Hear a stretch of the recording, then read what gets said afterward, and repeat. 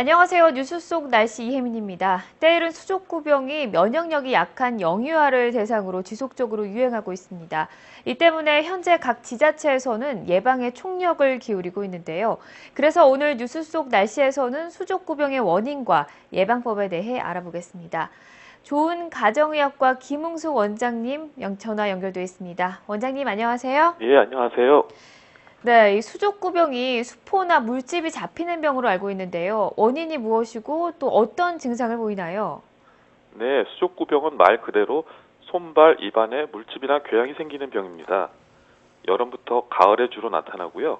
열나고 입안이 헐면 아파서 식사를 못하는 경우가 많습니다. 그러다가 탈수에 빠지는 경우를 주의해야 합니다.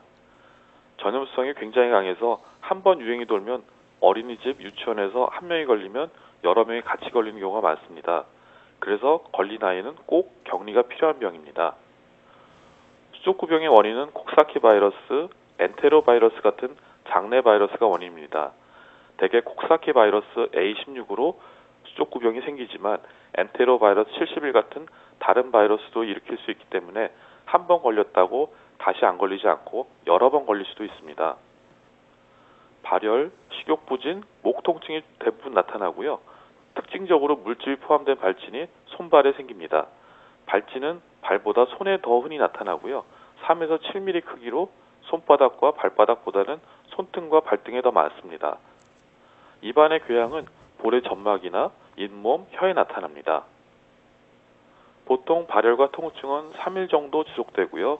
입안 내 궤양은 7일, 손과 발의 발진은 10일 정도 지속됩니다. 피부 증상은 2차적 감염 같은 문제가 없으면 흉터를 남기지 않는 편입니다.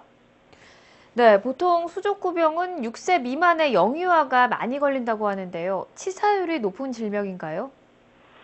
네, 대부분은 문제가 없지만 면역체계가 완전하지 않은 2주 이내에 신생아 감염되는 경우 드물게 사망하는 예가 있었습니다. 콕사키 바이러스는 증상이 가볍지만 엔테로바이러스 71에 감염된 경우는 무균성 내막염, 뇌염, 마비성 질환으로 발전한 경우도 있습니다. 중추신경계 합병증이 의심되는 증상으로는 39도 이상의 고열의 지속이라든지 구토, 호흡곤란, 처짐, 사지 약화 등이 있습니다. 이런 증상을 보이는 경우는 꼭 병원에 가서 확인해야 합니다. 네, 이 수족구병은 특히나 이 강한 전염성을 가지고 있는 것이 문제라면서요. 어떤 경로로 감염이 되는 건가요? 네, 수족구병이 유행할 때는 감염된 사람의 대변 또는 침, 가래 같은 호흡기 분비물, 물집에서 나오는 진물을 통해서 전파가 됩니다. 기침이나 재채기를 할 때 거기에 동반된 바이러스를 들이마신다거나 변에 오염된 손을 통해 옮깁니다. 그래서 수족구병을 예방하려면 수족구병 환자와 접촉을 피하는 게 가장 중요합니다. 네, 또 수족구병 같은 경우에는 더운 날에 특히 유행을 하는 것이 특징이라고 하는데요. 이유가 있나요?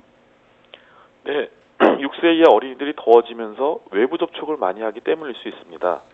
특히 집단 생활하는 어린이집, 유치원에서는 수족구병에 걸린 아이가 입으로 물었거나 침이나 가래가 닿은 장난감을 다른 아이가 가지고 놀면서 노출되는 경우도 고려해야 합니다. 또 물집에 나오는 진물도 장난치거나 놀면서 다른 아이에게 접촉될 수 있습니다. 네, 그렇다면 부모들이 어떻게 하면 영유아의 수족구병 노출이나 감염을 막을 수 있을까요? 네, 기침할 때 마스크를 사용한다든지 손을 자주 씻는다든지 양치를 열심히 하는 것이 중요합니다. 감염이 된 기간 동안은 집에서 자가 격리 치료가 꼭 필요한데요. 집에서는 다른 가족들한테 걸리지 않도록 환기를 자주 시키고요. 기침을 할 때는 사람이 없는 방향으로 하게 하고 손바닥이나 손수건으로 입을 막고 기침을 하도록 해야 합니다. 화장실에서 배변은 꼭 손 씻게 해야 하고 책상과 의자를 자주 닦아주는 것도 도움이 됩니다.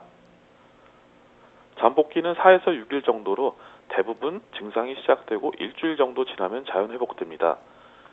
그래서 보통 일주 정도 집에서 격리 후 다시 어린이집이나 유치원으로 등원을 결정하게 되는데요. 요즘에는 어린이집이나 유치원에서 수족구병 아이가 치료받고 있는 의원에 다 회복되었는지 다른 아이에게 감염 가능성이 사라졌는지 그런 내용을 담은 진료 확인서를 요구하는 경우가 많습니다. 네. 무덥고 습한 여름철에 영유아를 둔 가정에서는 특히나 더 이 질병에 주의를 해야 하는데요. 수족구병 외에도 또 어떤 질병이 있을까요? 네, 외부 활동이 많아지면서 늘어나는 외상이나 자외선에는 일광 화상, 유행성 결막염, 장염 등을 주의합니다. 특히 모기나 다른 벌레에 물리는 경우가 늘어나는데요. 벌레에 물리면 물린 부분을 깨끗하게 해주고요. 연고를 발라줍니다. 가려서 긁다 보면 알러지 반응으로 더 붓거나 가려움이 더 심해질 수 있습니다. 또한 2차적으로 긁은 부위가 세균 감염이 될 수 있으므로 손을 대지 않는 것이 가장 중요합니다. 외상으로 다쳐가지고 피부가 긁히거나 벗겨지는 경우도 있는데요. 이럴 때는 흐르는 수돗물로 그 부위를 깨끗이 씻어내고 드레싱 거즈로 덮어주거나 항생전고를 발라줍니다. 피가 안 멈추거나 붓고 통증이 심한 경우는 꼭 가까운 의원을 찾아서 지혈하거나 또 주변 조직 손상이 있는지 그런 것들을 확인해야 합니다. 네. 더위가 일찍 시작된 만큼 각종 질병에 노출될 가능성이 커졌는데요. 부모님들의 관심이 무엇보다 중요한 시기인 것 같습니다. 원장님, 오늘 말씀 감사합니다. 예, 안녕히 계십시오. 네, 수족구병은 공기 또는 신체 접촉을 통해 감염되기 때문에 개인 위생과 청결이 무엇보다 중요하다고 합니다. 손 씻기 등 평소 생활 습관으로도 건강을 지킬 수 있습니다. 오늘 준비한 소식은 여기까지입니다. 시청해주신 여러분 고맙습니다.